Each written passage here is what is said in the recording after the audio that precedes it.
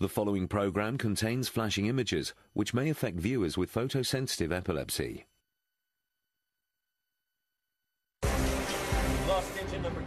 High above the Mediterranean, two pilots struggle with a stalled engine. Engine relight. Negative. Stop. Engine 1 is flamed out. 45 miles from land, the pilots make a difficult decision. Prepare to ditch. Oh my God, be merciful.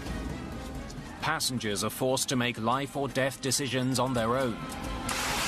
Do not inflate your vest!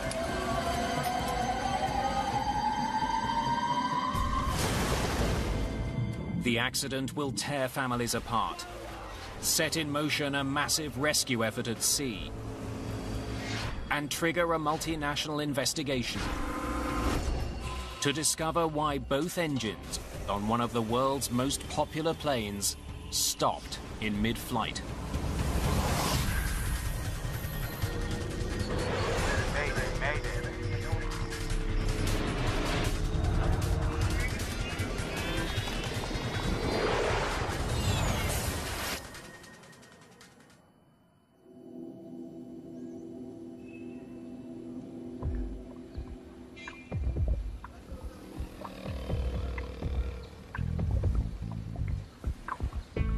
August the 6th, 2005, Bari, Italy. An ancient port town on the Adriatic Sea, where the past meets the present. Just north of this historic city, Bari International Airport serves 10 major airlines and more than 1.5 million passengers each year. One of those carriers is Tunisia's Tuninter Airlines. Captain Shafiq Garbi is a pilot with Tuninter. Today he's in command of Flight 1153. The 45-year-old Tunisian is a military-trained pilot with a flawless flight record. Garbi's co-pilot is 28-year-old Ali Kabair. How much fuel are you adding? 400 kilograms. 2,700 total? Yes. Captain Garbi and his co-pilot flew from Tunis to Bari this morning to collect 34 Italian passengers. Now they're going to fly them to Jerba, a Tunisian resort island.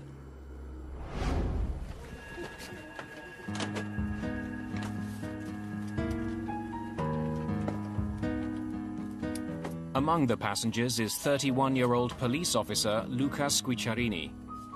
His girlfriend Paola is traveling with him.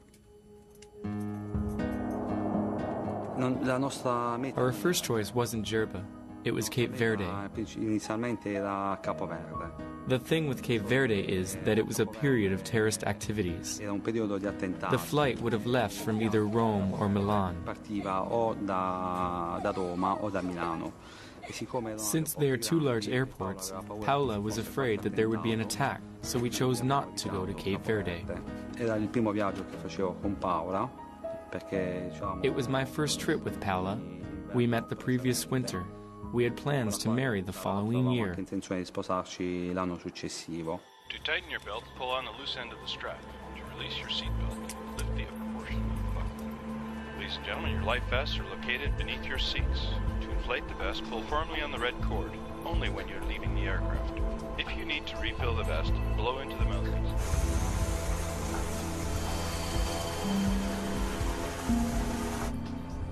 LBB, Flight 1153, permission for takeoff, granted.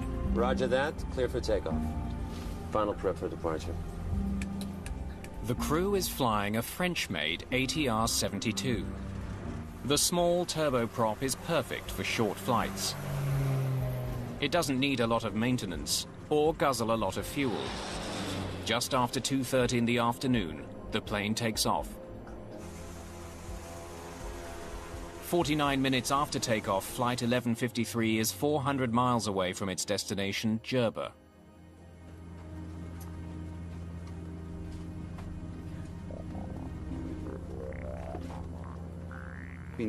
So we started chatting with other passengers. We were all excited. We talked about the vacation. Then, 75 miles from the nearest land, and 23,000 feet above the sea, the plane's right engine stops working. We've lost engine number 2. Let's get to 17,000 feet. TUI 1153, request 170. TUI 11. Captain Garbi begins an emergency descent. Sending 170. When you have a single engine flame out, you would descend down to a lower altitude, the air is thicker, the propeller is more efficient. Under current conditions, the ATR-72 can best fly on one engine at an altitude of 17,000 feet. Power lever, flight idle, start button. The crew struggles to restart the right engine. Negative. Fuel supply, check. But then, less than 2 minutes after the first engine quits,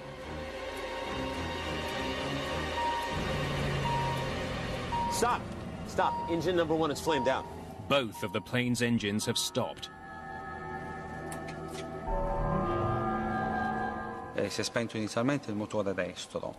The engine shut off. Our first thought was of a terrorist attack, since there were so many at the time.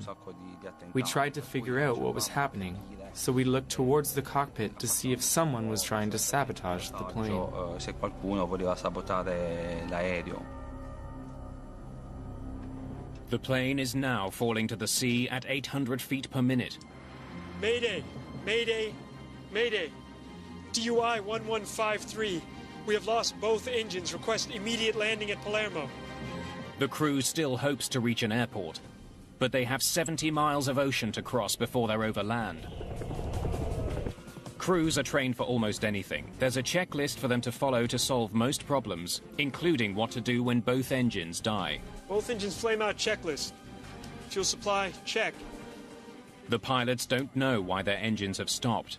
The only clue they're getting is a low fuel feed warning. A low pressure warning light tells the pilot that there's low fuel pressure going to the engine.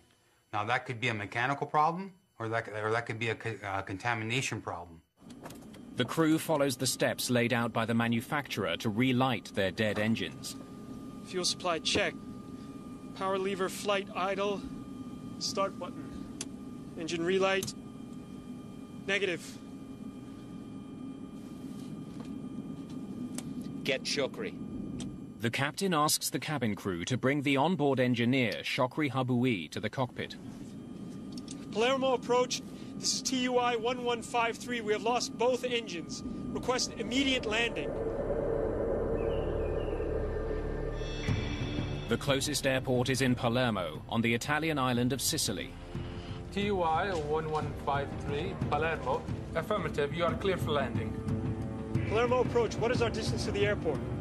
Your distance to Palermo is now 48 nautical miles. An ATR-72 will fall from the sky at a predictable rate. 1 foot down for every 16 feet forward. 48 nautical miles is further than the plane can glide. I don't think we're gonna make it.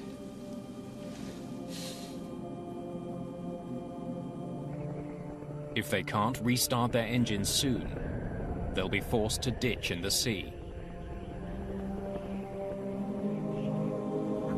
Ditching at sea is a very difficult decision to make because it's the hardest thing to do.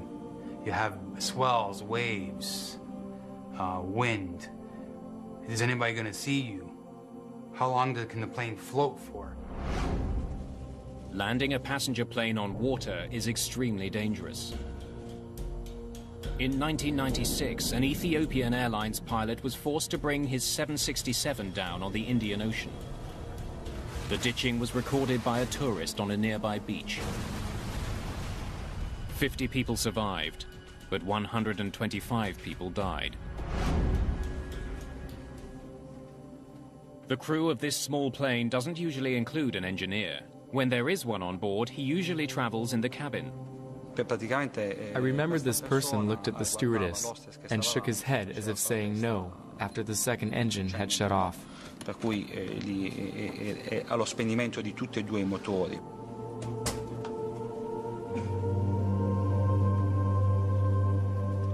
Per cui lì ho capito che stava cercando di fare qualcosa per That gesture showed there was nothing left to do. per far funzionare questo aereo, però mi sa. The crew of Flight 1153 has tried all it can. They're running out of time and options.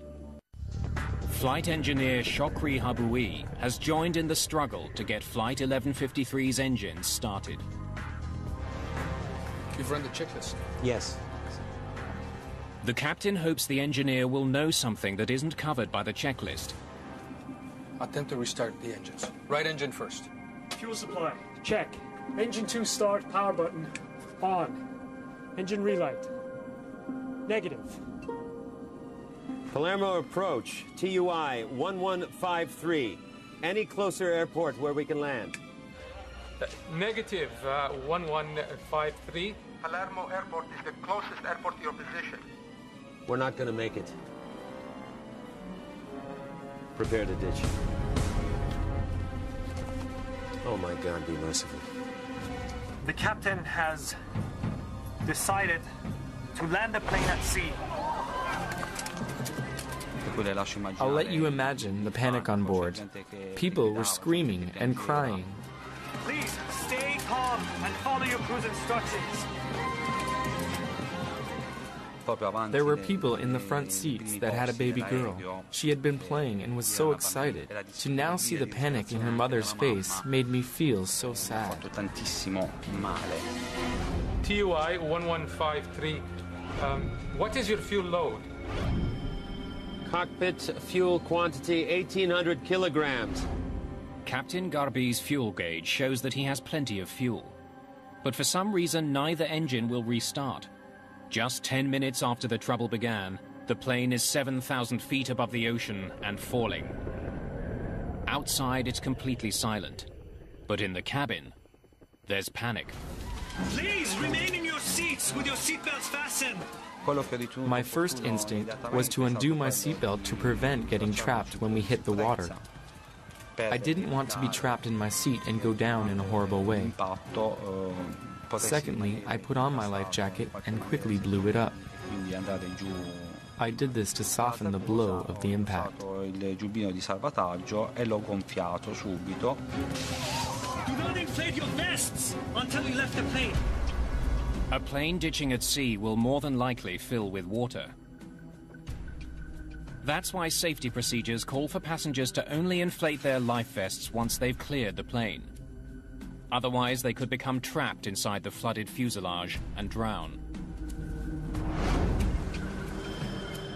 In the Ethiopian Airlines crash, many passengers ignored this advice and drowned after surviving the initial impact. Negative. The dead engines aren't the only problem confronting the crew. Engine 2 start, power. Many of their instruments get their power from the engines. Without the engines, some vital gauges are dead. On a 2-engine flame-out, you go on your standby instruments, which is you have an attitude indicator, you have an altimeter. Fuel supply, check. The crew continues to try to restart their engines, but it's become clear that they've run out of time. They're not doing anything. Confirm distance, please. Your distance is now 20 miles. Boats. I see boats. Choosing to ditch near a ship or a vessel is not written in any checklist. It's just good airmanship because the rescue can start immediately and it increases your chances of survival. Palermo approach. It's TUI 1153. We can't make it to the airport. We see 2 boats on the left side. We're going there. If you can, please call. Captain Garbi turns his plane towards the boats. Can you send helicopters or something similar? Fast, fast, fast. Emergency. All marine units, aircraft in distress, 20 nautical miles off Palermo. Even before the plane hits the water, rescuers are on their way. Autopress. Dump. Although it's a rare maneuver, there is also a checklist for ditching a plane in the water. Before ditching, the crew ensures all landing gear is retracted to help the plane land more smoothly. Landing gear lever up. When pilots ditch, they want their airplane as streamlined as possible so that it glides across the water when it hits. Pilots must not only monitor the systems on the plane, they also have to assess conditions at sea. They don't want to hit a wave head-on. If you hit perpendicular to the waves or swells with the aircraft, it's like hitting concrete. The plane will break up. Passengers can see what's coming. I was hanging on tight to the seat in front of me, and through the window I could see the impact was imminent. The crew is 700 feet above the sea. You're with me, Ellie, huh? Careful. Chakri, ready? Ready. Here we go. There's no other gun.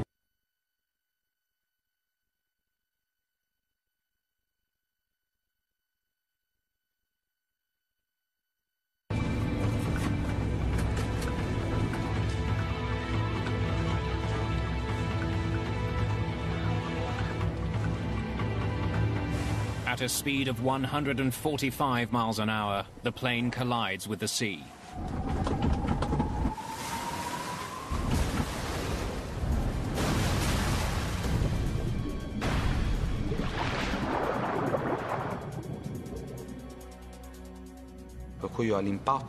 I lost consciousness.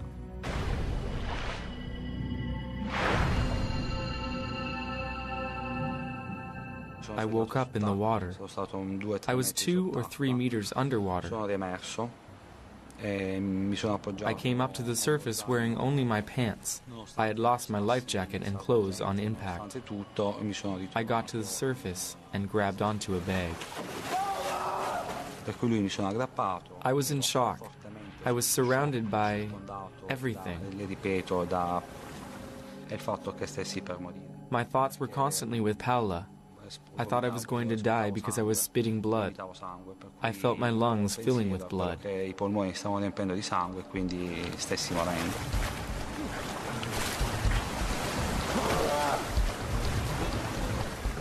Captain Garbi survives, but has been seriously injured. Co-pilot Ali Kabair has also survived, but flight engineer Chokri Haboui is killed. No one aboard the nearby boat saw Flight 1153 crash into the sea. The plane has broken into 3 pieces. The tail section and much of the fuselage sink to the bottom of the sea. But the largest section, containing the 2 wings, stays afloat. It becomes a makeshift life raft for survivors. But not all of the passengers have survived. Many haven't made it out of the plane and to the surface. Helicopter pilot Stefano Borigana is one of the first to arrive at the scene. The approach control asked us if we were aware of ditched aircraft out of the coast of Palermo, and if we were able to help them to locate the airplane. When we approached the airplane, we could see the wings floating.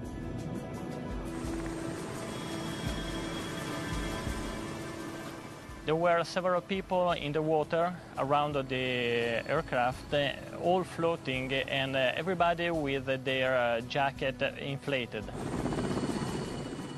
Borigana spots Luca Squicciarini floating, away from the main wreckage. There was one man without his jacket, and he was the farthest from the airplane. I decided to go over him and throw one of our life jackets to him. Within the hour, the crash site is teeming with rescuers. They search for survivors from the water and from the air.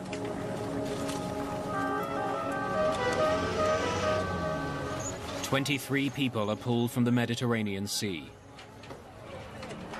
But 16 have died in the crash, including Paola Di Ciaola. My relatives told me a couple days later, while I was still at the hospital. I had no reaction. Paola was gone. I reacted when I got home. When I got home and went to the cemetery, I realized what was happening. That's where I got really down. It's quite likely that none of those who died ever had a chance to swim to safety. Their serious injuries would have prevented them from escaping after the plane hit the water. In this accident, most of the survivors were seated in the rear of the plane. Most of those who died up front. Those sections, along with some valuable clues, are now at the bottom of the sea.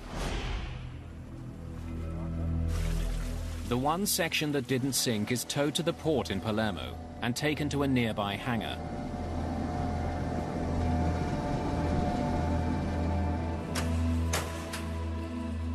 A team of agents from Italy's National Flight Safety Agency, the ANSV, begin looking for leads. Their job? Find out why Flight 1153's engines stopped in mid-flight. We need to collect as much as evidence as possible in order to fulfill two main answers. What happened and why had it happened? They are led by Chief ANSV investigator Vincenzo Panetta. I arrived in Palermo the day after the accident, on the 7th, very early in the morning. Per piacere, permesso. A flight test engineer by training, Panetta has led several air crash investigations. The engines and central fuselage of Tuninter Flight 1153 have been recovered. The rest of the plane lies somewhere off the Sicilian coast.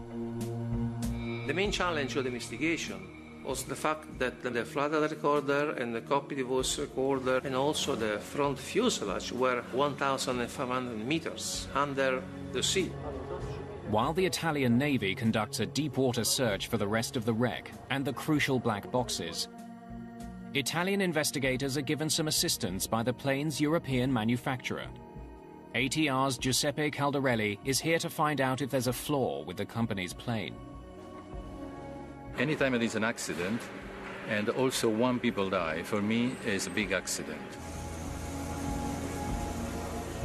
Worldwide, hundreds of ATR-72s cross the skies each day. Those aircraft have a very sound structure and robust systems and are very cost efficient.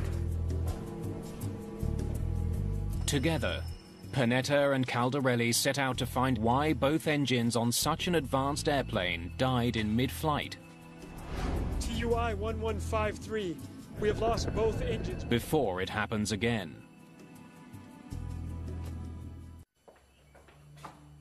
Captain Garvey, how are you? I'm getting better, thank you. Investigators want to know what happened in the cockpit of Tuninter Flight 1153 when the engines died. Without the cockpit voice recorder, they must rely on the recollections of surviving passengers and crew members. The main cause of double engine failure could be a lack of fuel. But according to Captain Shafiq Garbi, lack of fuel was not the problem. What were your fuel readings? The fuel quantity indicator said 1,800 kilograms of fuel. What is your fuel load? Cockpit fuel quantity 1,800 kilograms. Fuel supply, check. Was there any warning that you were low on fuel? There was definitely no low fuel warning. Just a low feed pressure light. The absence of a low fuel warning and the presence of a low feed pressure warning is a major clue. This set of alarms usually indicates that there is a problem in feeding the engine with fuel. Since the plane's gauges indicated that there was fuel on board that did not get to the engines, ATR's Giuseppe Caldarelli looks for flaws in the fallen plane's fuel delivery system.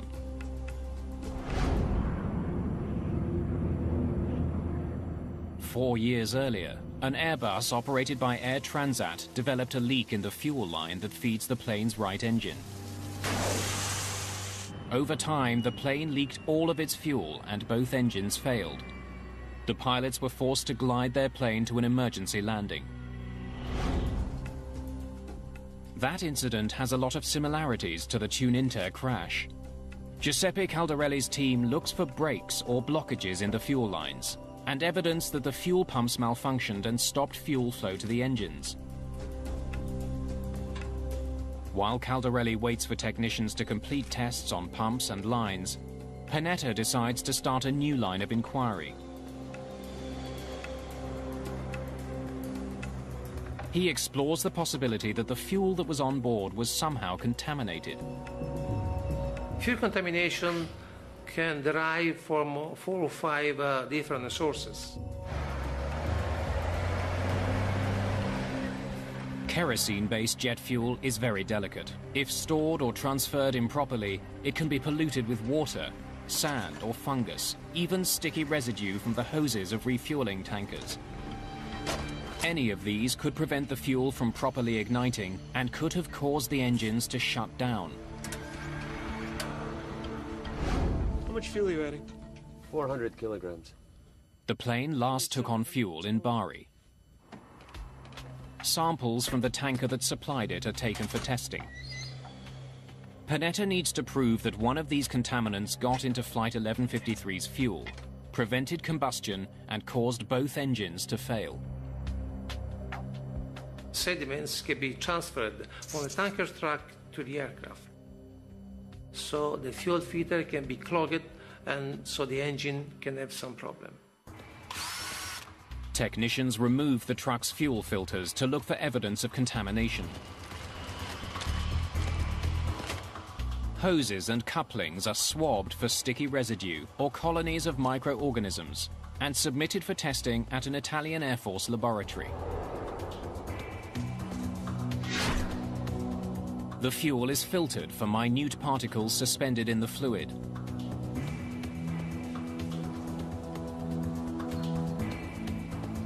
And carefully examined for impurities.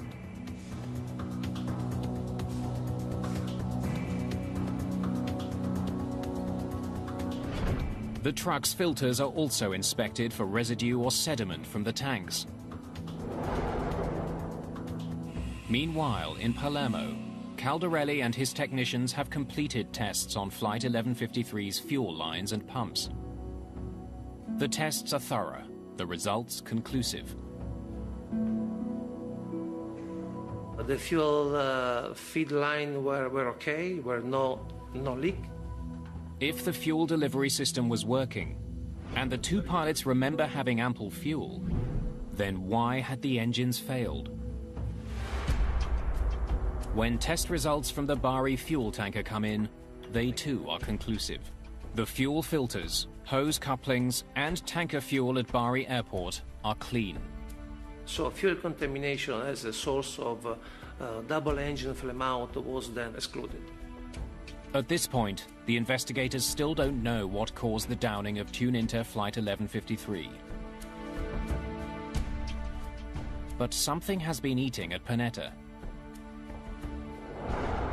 If the plane was filled with fuel, and since the fuel is stored in the plane's wings, why did the wing section float? Floating on the wing indicates that the weight of the wing was not so high. We have been told by ATR that if the amount of fuel that was supposed to be into the wing, around 2,000 kilograms, were on the fuel tanks, the wings maybe would not be able to float. Panetta suspects the plane didn't have as much fuel as the pilots thought, but he doesn't know how that could be. 2 weeks into the investigation, Panetta gets an important lead in the case. After 2 weeks of the event, we received some technical documentation from the aircraft operator. According to the logs, Captain Garbi flew the same aircraft the day before the accident. After that flight, he reported a problem with his fuel gauge. When he left the aircraft the day before, he reported that the right display float indicator was out of service, so it needs to be replaced. The Fuel Quantity Indicator, or FQI, is a gas gauge that tells pilots how much fuel is left on board. The lights on the FQI were malfunctioning, and Captain Garbi made a note of this in the maintenance log. We were able to see that the fuel quantity indicator was changed the day before the event. The maintenance log raises the possibility that the FQI that the mechanic installed was not the right one for the plane. It doesn't seem to have the right model number. Tuninter flies two models of ATR aircraft, the ATR-42 and the larger ATR-72.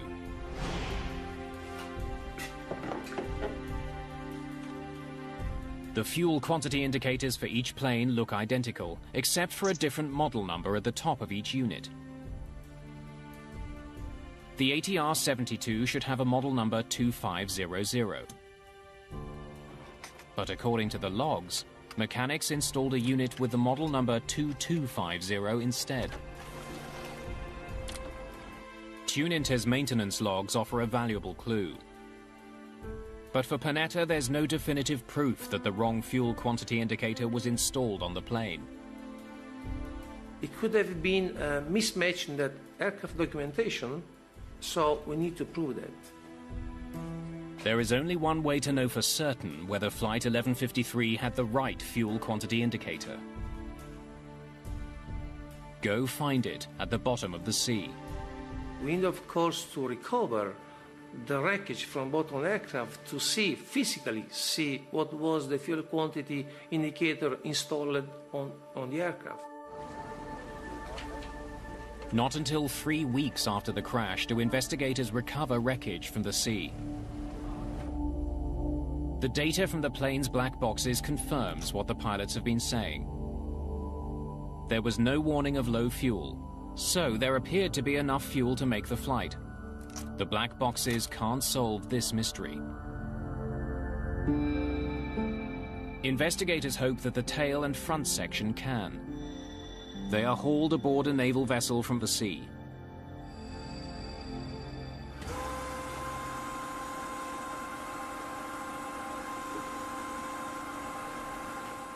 The moment the cockpit is hauled in, Panetta is there. There's only one thing he wants to see inside.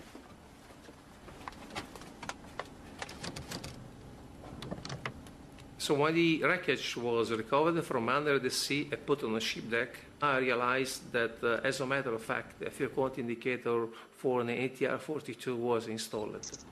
It was like we found the smoking gun. The wrong FQI was installed on Flight 1153. Panetta finally has the break he's been looking for. The ATR's fuel quantity indicator collects data from sensors in the fuel tanks and calculates how much fuel is in the tanks. But since the fuel tanks on the 42 and the 72 are a different size, fuel quantity indicators can't be swapped between them. Technicians conduct refueling tests with the wrong FQI installed on an ATR-72. And the results are chilling. The results show that if you install an FQI type, we say 42, on an ATR-72 aircraft, if I have no fuel into the aircraft in the fuel tanks, with it zero fuel, the fuel quantity indicator show me 1,800 kilograms. Precisely the amount of fuel that the captain reported having when his engines flamed out. Cockpit fuel quantity, 1,800 kilograms. Investigators conclude, at 23,000 feet above the Mediterranean, the wrong fuel indicator led the crew to believe that they had ample fuel, when their tanks were actually empty. Engine relight. Negative. They're not doing anything. The engines could not possibly have been restarted. With hundreds of ATR-42s and ATR-72s still flying, the implications are stark. Could there be other planes flying with the wrong gauge? The first safety recommendation was to mandate all operators that use ATR-42 and 72 aircraft in their fleet to check whether the right fuel quantity indicator was installed on the aircraft. Panetta and Caldarelli have uncovered the error that caused both of Flight 1153's engines to quit in mid-air.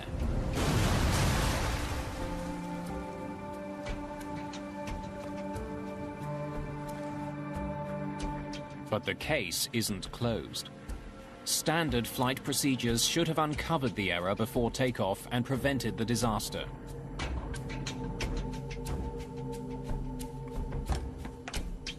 Captain Garbi's aircraft went in for repairs in Tunisia the night before the crash.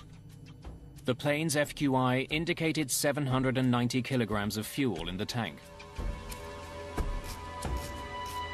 After the new fuel quantity indicator was installed, it showed that there was almost 4 times as much fuel on board, 3,100 kilograms.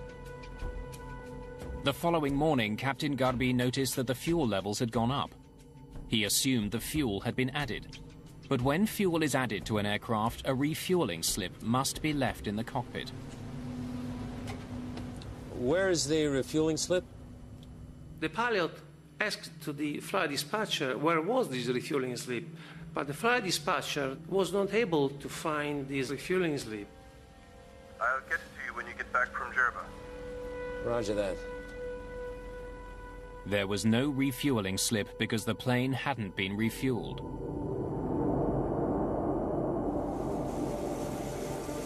In spite of regulations, the captain left without that vital piece of paper. There are some standard regulations requiring the pilot to take off only when he is sure about the quantity of fuel. With the wrong fuel indicator on board and less fuel than he believed, Captain Garbi makes it to Bari, Italy, and tops up his plane for the next leg of the trip to Jerba.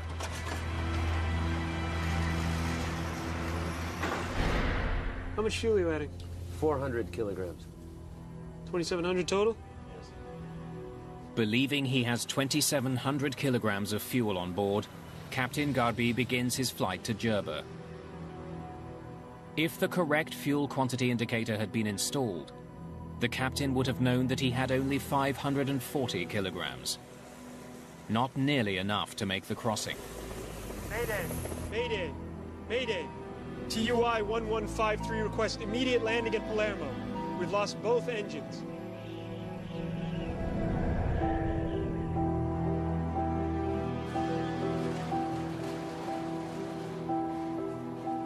Panetta's investigation comes to a close.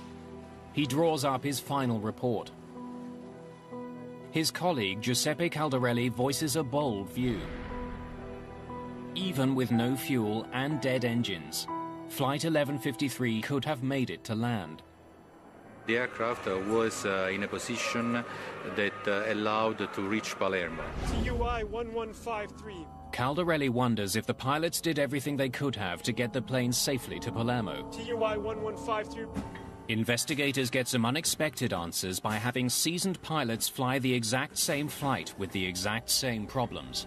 Okay, we are now in big trouble because the second engine has gone off, so... Vincenzo Panetta's investigation into the crash of Tuninter Flight 1153 has uncovered the events that led up to the accident. Now he and Giuseppe Caldarelli need to resolve one question. Did mistakes made by the pilots cost people their lives? We're not going to make it. Prepare to ditch. Caldarelli and his team study the plane's specifications and draw a surprising conclusion. Flight 1153 could have been able to glide to Palermo. According to manufacturer data, an ATR is able to glide 3 miles for every 1,000 feet of descent. With the help of the tailwind that day, Flight 1153 could have been able to glide 70 miles to Palermo. The crew might have been able to make it. Landing gear lever up. So what had the pilots done wrong?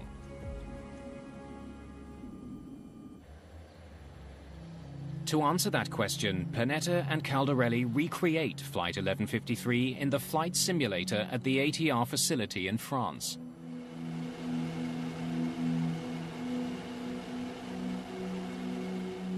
Test pilots try to glide an ATR-72 for 70 miles from the altitude at which Flight 1153 lost its second engine.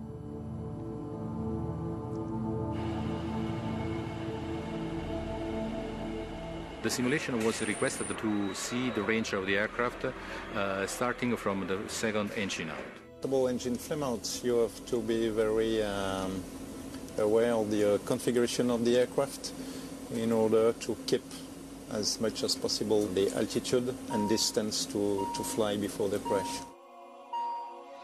Stop! Stop. Engine number 1 is flamed out. With both engines out, the priority is to keep the plane gliding as far as necessary. To do that, pilots can change the angle of their windmilling propellers. You have the maximum glide performance when you minimize the drag. It's very important to feather the propeller in order to reduce the drag. Feathering the props involves changing their angle against the wind. The maneuver reduces drag. When you want to feather the propeller in flight, you first have to reduce the power lever to idle and put the condition lever back to feather position. The crew did not feather their props when their engines quit. The windmilling propellers created enormous drag. If the crew of Flight 1153 had feathered their props, they may have been able to glide further than they did. Let's get to 17,000 feet. By the time Captain Garby's second engine flamed out, he was just below 22,000 feet. To further reduce drag at that altitude, the plane should be slowed to 158 miles per hour, the ATR-72's ideal gliding speed. Surprisingly, to glide as far as possible, a pilot doesn't want to fly as fast as possible. The faster a plane flies, the more the airflow pushes against it, creating resistance. Every plane has an optimal speed to achieve the furthest glide. The crew continued flying up to 55 miles an hour faster than their optimal gliding speed. That added to the drag on the plane and reduced the distance they could glide. By feathering his props and reducing his speed, a simulator pilot in France was able to get the plane as far as Palermo. You're with me, Ellie, huh? Careful. Flight 1153 hit the water 26 miles from shore, well short of what the plane was capable of achieving.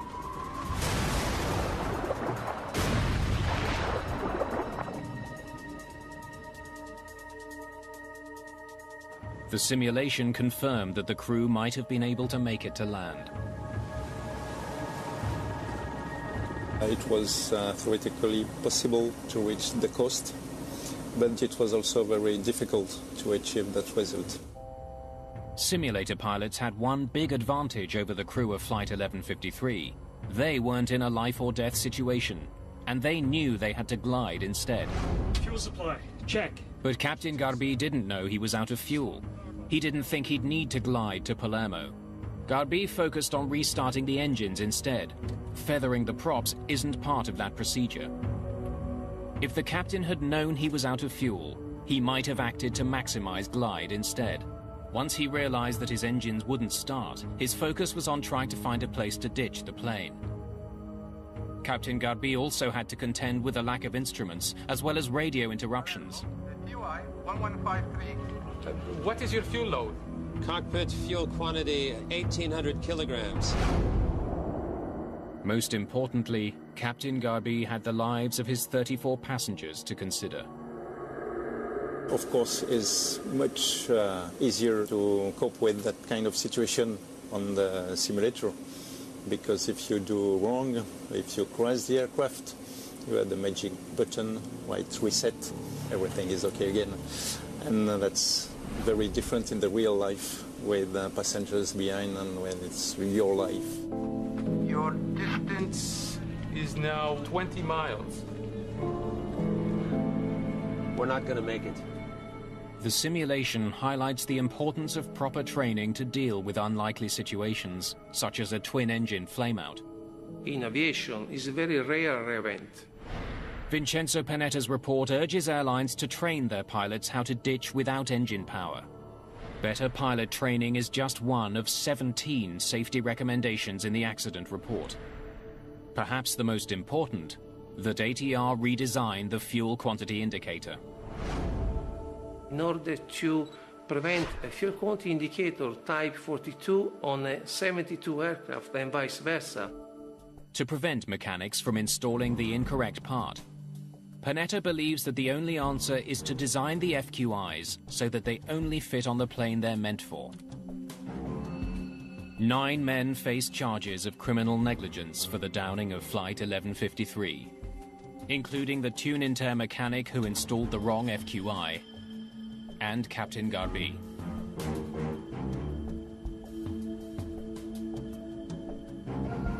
I'll get it to you when you get back from Jerba. Roger that. There is no single cause of the accident. This accident, like many other aircraft accidents, was determined by a series of action, a series of events linked one to each other. È inaudita una cosa del genere. This is unheard of. Avrei accettato di più se si fosse rotto un motore. I would have accepted the engine breaking or a window shattering. But to have people die because of a lack of fuel? Perché manca di carburante su un aereo. Attempt to restart the engine. The crash of Flight 1153 was caused by a series of grave errors on the ground and in the air. But the flight data recorder does show that the crew's last move before hitting the water was absolutely perfect. Here we go. According to the available evidences, the flight data recorder and also some statement released by the crew that survived, the aircraft touched the sea first with the rear part of the aircraft at an altitude which is compatible with the optimum pitch altitude of the aircraft, which is 9 degrees. Captain Garbi raised the plane's nose up to 9 degrees at the last possible moment. So instead of ploughing into the sea, his plane glided along the surface of the water.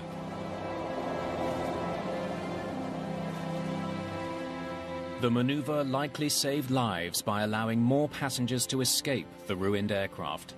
His flying may have prevented this accident from becoming an even greater tragedy.